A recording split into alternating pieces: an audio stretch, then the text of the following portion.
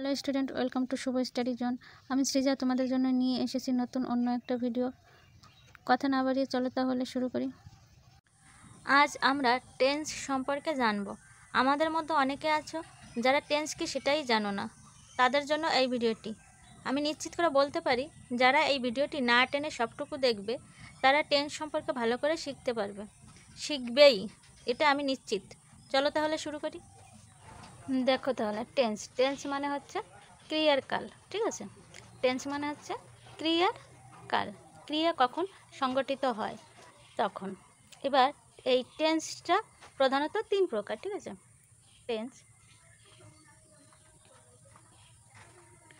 Tense প্রধানত 3 প্রকার।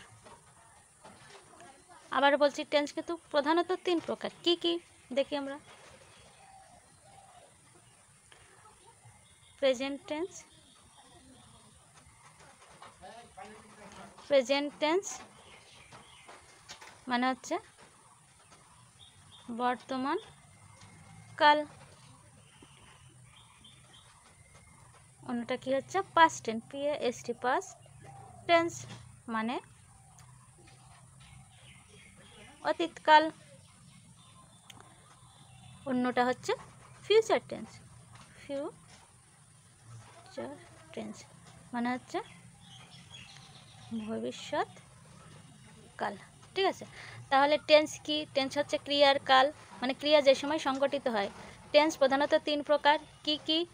1 হচ্ছে প্রেজেন্ট টেন্স, 2 হচ্ছে পাস্ট টেন্স, 3 হচ্ছে ফিউচার টেন্স। প্রেজেন্ট টেন্স মানে হচ্ছে বর্তমানকাল, পাস্ট টেন্স মানে হচ্ছে অতীতকাল, ফিউচার টেন্স মানে ভবিষ্যৎকাল, ঠিক আছে?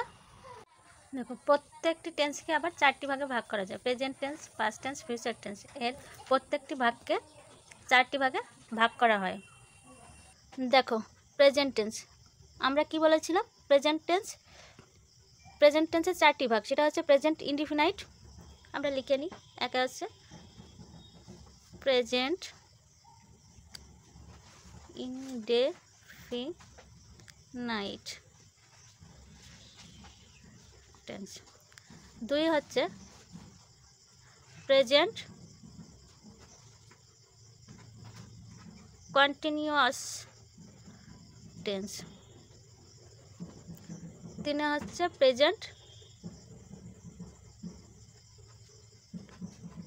পারফেক্ট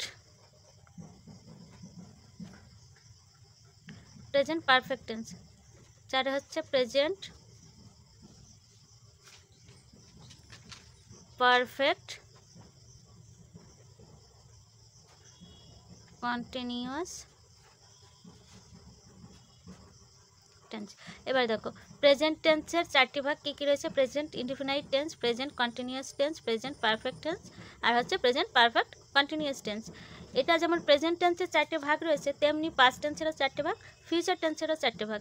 পাস্ট টেন্সে শুধুমাত্র এই প্রেজেন্টের জায়গায় পাস্ট হয়ে যাবে, তাহলে পাস্ট ইনডিফিনাইট টেন্স হয়ে যেত, পাস্ট কন্টিনিউয়াস টেন্স হয়ে যেত, পাস্ট পারফেক্ট টেন্স হয়ে যেত, পাস্ট পারফেক্ট কন্টিনিউয়াস টেন্স হয়ে যেত। তেমনি ফিউচারও indefinite, continuous, perfect continuous tense হয়ে যেত, ঠিক আছে? প্রত্যেকটার 4টে করে ভাগ, শুধুমাত্র এই নামগুলো আমাদের অ্যাড করতে হবে প্রত্যেকটা এই টেন্সের।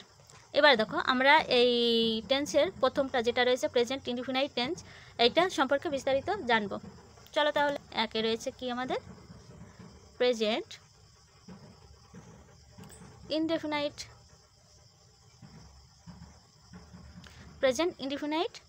টেন্স। প্রেজেন্ট ইনডিফিনাইট টেন্স সম্পর্কে জানতে হলে আমাদের প্রথমে এটার সংজ্ঞা জানতে হবে। এবার তাহলে সংজ্ঞা কী জিনিস? সংজ্ঞা হচ্ছে প্রেজেন্ট ইনডিফিনাইট টেন্স কাকে বলে সেইটা, ঠিক আছে? তাহলে চলো আমরা জেনে নিই। বর্তমান কালে কোনো কাজ ঘটে, হয়, চলে, চিরন্তন সত্য,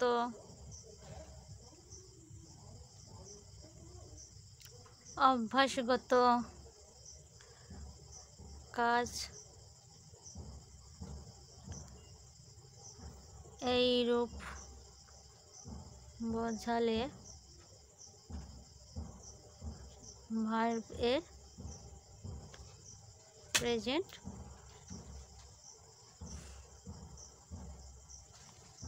ইনডেফিনাইট টেন্স হয়। তাহলে প্রেজেন্ট ইনডেফিনাইট টেন্স আমাদের চিনতে হলে এটার সংজ্ঞা আমাদের ভালো করে আয়ত্ত করতে হবে, ঠিক আছে। এবার দেখো এর গঠন, প্রত্যেকটা টেন্সের গঠন আলাদা আলাদা। এবার প্রেজেন্ট ইনডেফিনাইট টেন্সের গঠন হচ্ছে প্রথমে সাবজেক্ট, তারপর ভার্ব মানে V1 হবে, প্লাস অবজেক্ট প্লাস বাকি অংশ। এবার দেখো V1 মানে কি, ভার্বের তিনটি রূপ হয় আমরা জানি, প্রেজেন্ট, পাস্ট আর পাস্ট পার্টিসিপল। এখানে V1 মানে হচ্ছে প্রেজেন্ট ফর্ম, V2 মানে হচ্ছে পাস্ট ফর্ম, আর V3 হচ্ছে পাস্ট পার্টিসিপল। তার মানে এখানে V1 হবে, প্রেজেন্ট ফর্ম হবে, ঠিক আছে। আমরা একটা উদাহরণ দেখি।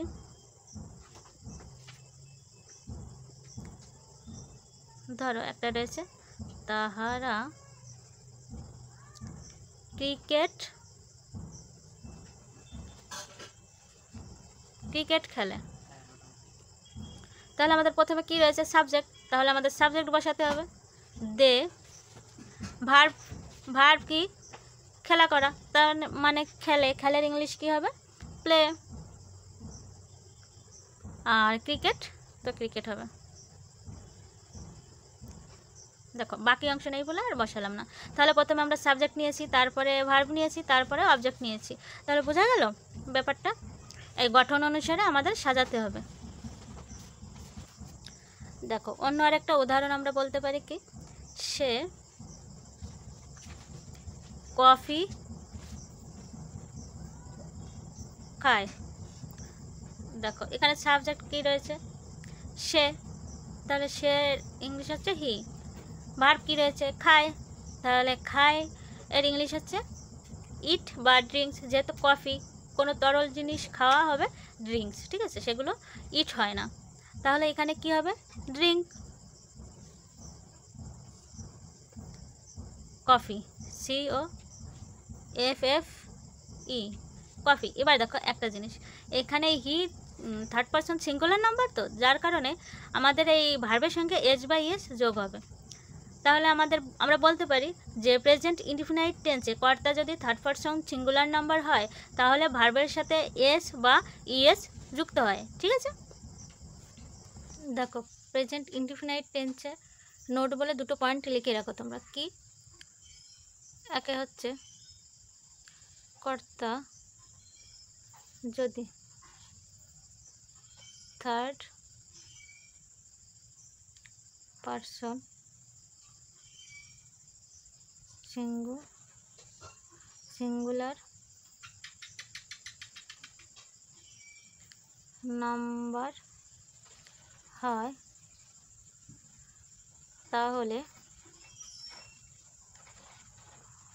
ভার্ব এর সাথে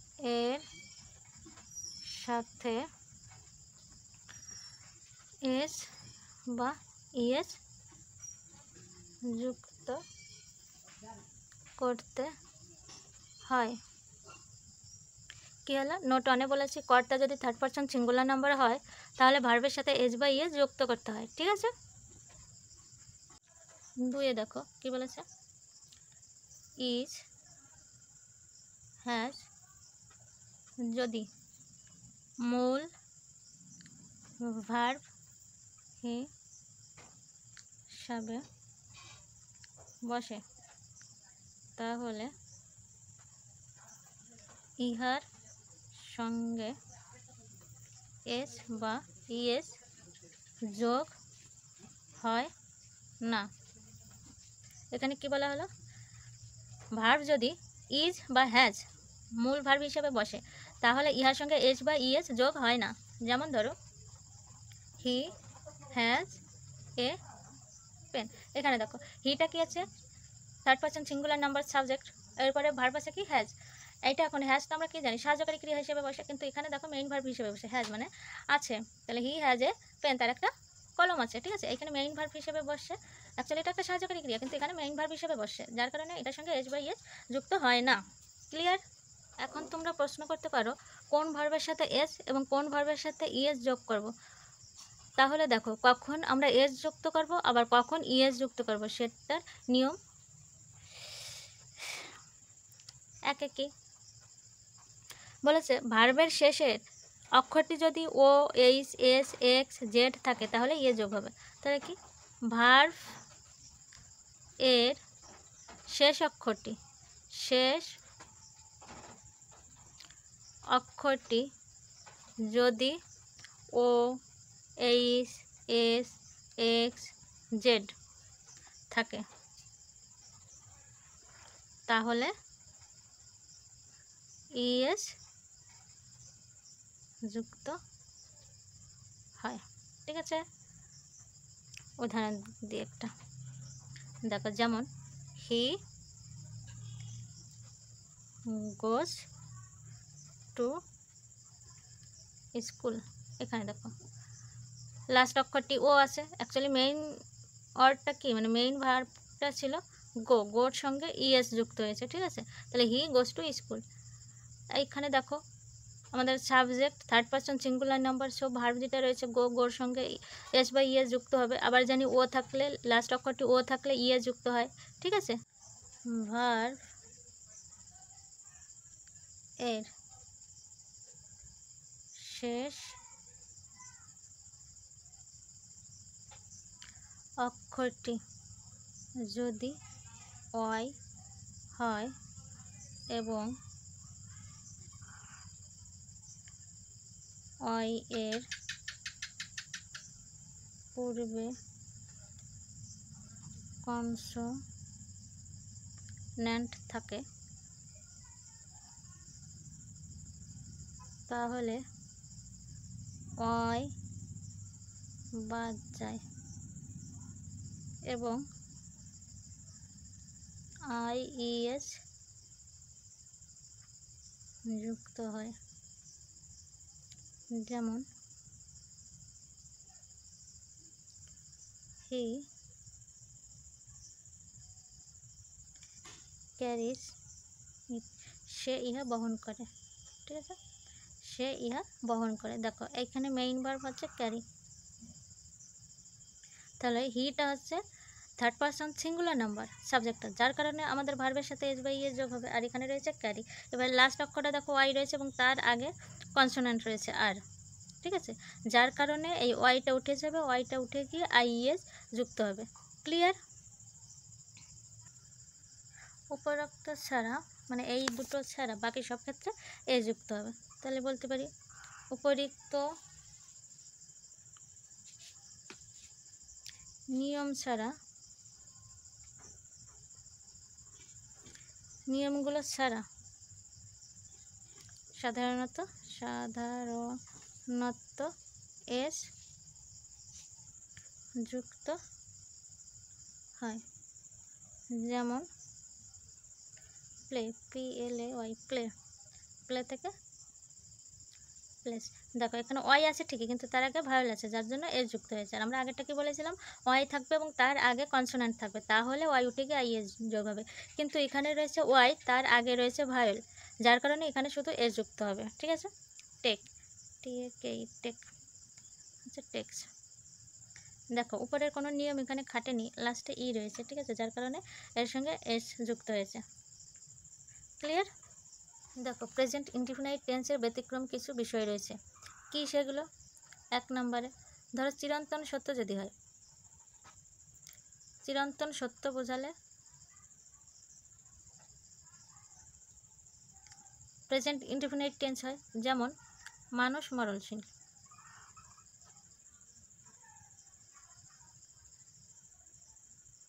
মরণশীল কি হবে?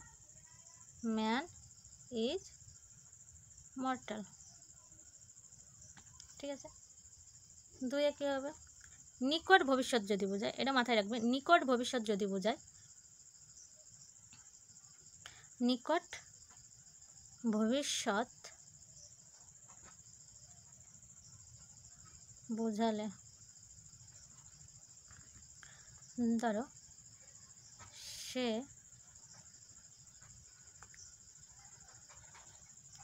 আগামীকাল দিল্লি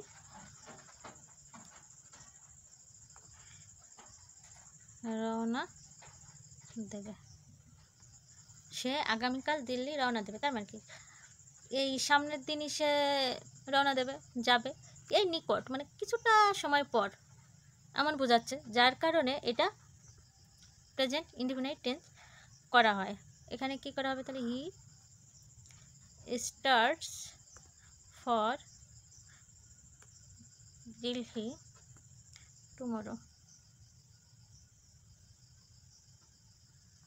ক্লিয়ার? আরেকটা হচ্ছে অতীত ঘটনাকে, অতীতের কোনো ঘটনাকে উজ্জ্বলভাবে বোঝাতে, ঠিক আছে, তাহলেও প্রেজেন্ট ইনডিফিনাইট টেন্স হয়। অতীতের কোনো ঘটনাকে উজ্জ্বল করে প্রকাশ করতে, উজ্জ্বল করে প্রকাশ করতে এই টেন্স হয়। ইহাকে হিস্টোরিক্যাল প্রেজেন্ট বলে। দেখো প্রেজেন্ট ইনডিফিনাইটকে নেগেটিভ করার নিয়ম, প্রেজেন্ট ইনডিফিনাইটকে নেগেটিভ করার নিয়ম কি? এক নম্বরে হচ্ছে ভার্বের সাথে এস বা ইএস যোগ থাকলে কর্তার পরে ডাজ নট বসে এবং ভার্বের সাথে এস বা ইএস বাদ যায়। তাহলে কি, এক নম্বরে ভার্ব এর সাথে এস বা ইএস থাকলে কর্তার পরে ডাজ নট বসে এবং ভার্বের এস বা ইএস বাদ যায়। যেমন হি ওয়াকস ইন দ্য মর্নিং। আমি যদি এখন প্রশ্ন করি যে কি করে আমরা এই সেন্টেন্সটাকে নেগেটিভ করব, তাহলে দেখো আমরা এইমাত্র জানলাম যে ভার্বের শেষে এস বা ইএস থাকলে কর্তার পরে ডাজ নট বসে এবং ভার্বের এস বা ইএস যোগ হয়। তাহলে দেখো এখানে রয়েছে ভার্বের সাথে এস রয়েছে, তাহলে এই নিয়মটা খাটবে কি, হি ডাজ নট বলেছে ভার্বের এস বা ইএস বাদ যায়, তাহলে এখানে শুধু ওয়াক হবে। তাহলে কি হলো, he does not walk in the morning.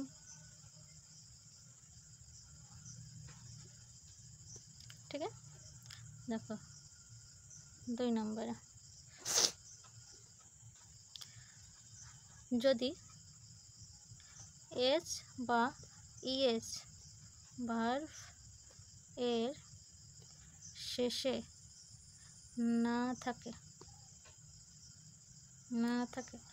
তাহলে কর্তার পরে ডু নট হবে। যেমন উই গো টু স্কুল। এখানে নেগেটিভ করতে হলে কি করব, we do not go to school. Clear? আশা করি সবাই বুঝেছ। পরের পয়েন্ট,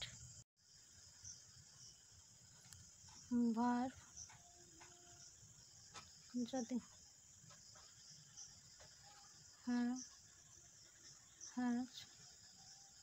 হয় তাহলে এগুলোর পরে ন বসে। এছাড়া সাহায্যকারী ক্রিয়া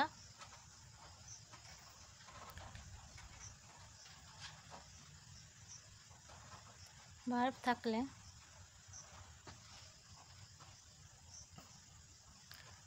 তা পরে নট বসিয়ে নেগেটিভ করতে হয়। দেখো এতক্ষণ আমরা হচ্ছে প্রেজেন্ট ইনডিফিনাইট সম্পর্কে জানলাম বিস্তারিত। এই পর্যন্ত আমরা জানলাম প্রেজেন্ট ইনডিফিনাইট সম্পর্কে। এখন জানবো প্রেজেন্ট কন্টিনিউয়াস টেন্স সম্পর্কে। ঠিক আছে, তাহলে এই সম্পর্কে জানতে হলে আমাদের প্রথমে জানতে হবে এই টেন্সটার সংজ্ঞা। তাহলে সংজ্ঞাটা জেনে নিই। কী হবে? বর্তমান কালে কোনো কাজ হইতেছে, চলিতেছে,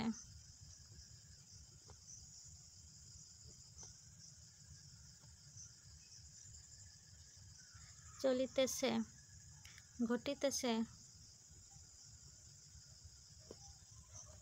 এইরূপ বোঝায়।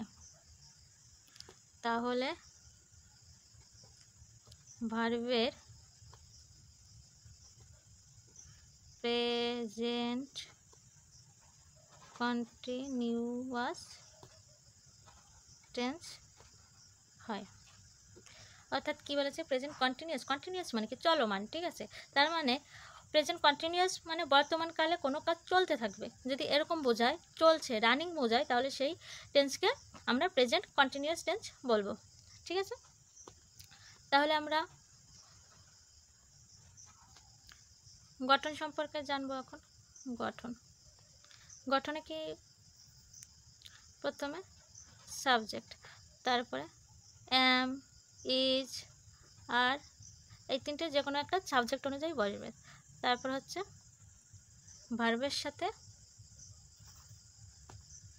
ভার্বের সাথে আইএনজি যোগ, প্লাস অবজেক্ট, প্লাস বাক্যাংশ।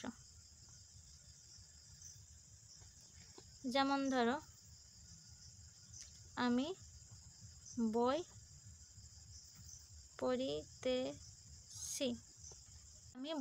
পড়িতেছি।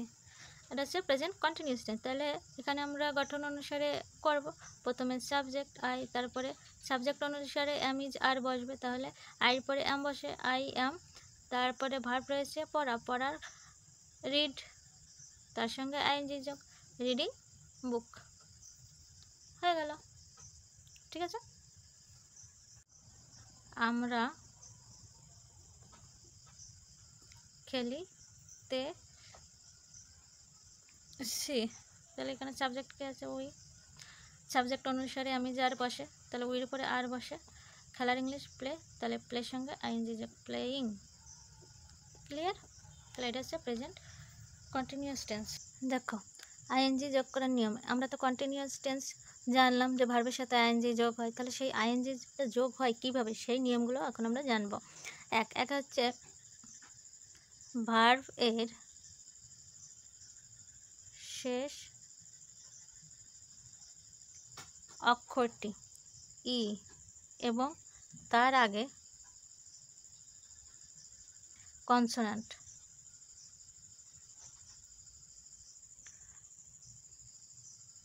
থাকলে ই বাদ যায় এবং আইএনজি যোগ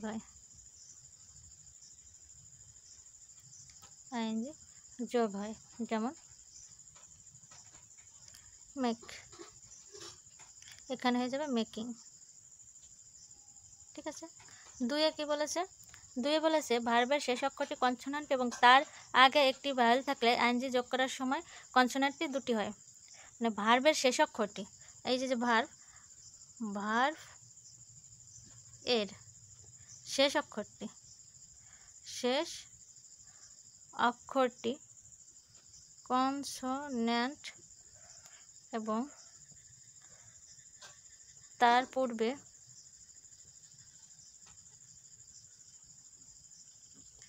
পূর্বে একটি ভায়েল থাকলে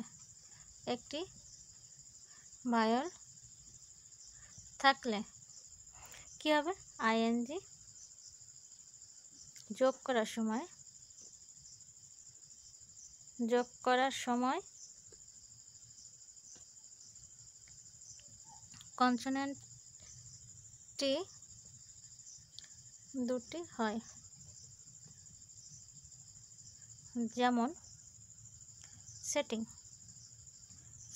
ঠিক আছে। এবার সেটিং। এবার দেখো লাস্ট অক্ষরটি আমাদের কনসোনেন্ট রয়েছে এবং তার আগের অক্ষরটি রয়েছে ভায়েল, এবং একটি, সেই কারণে এই লাস্ট কনসোনেন্টটি ডবল হয়ে গেছে, ঠিক আছে। 3 কি এই নিয়মগুলো ছাড়া বাকি ক্ষেত্রে আইএনজি যোগ হয়, ঠিক আছে, কোনো কিছু চেঞ্জ হয় না। যেমন প্লেতে প্লেয়িংই হবে,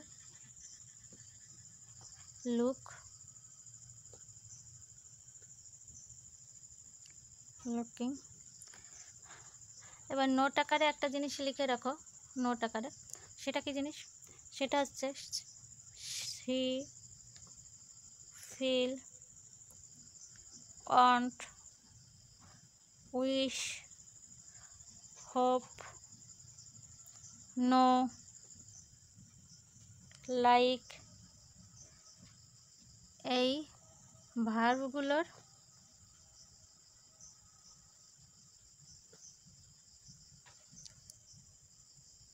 সাথে কন্টিনিউয়াস হলেও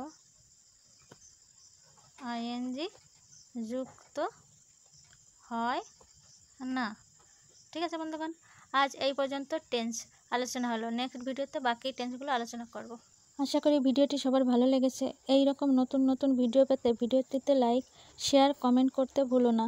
সাথে চ্যানেলটি সাবস্ক্রাইব করে পাশে থাকা বেল আইকনটি অল করে রেখো। ওকে স্টুডেন্ট, আজকের মতো টাটা, দেখা হবে নেক্সট ভিডিওতে। ধন্যবাদ।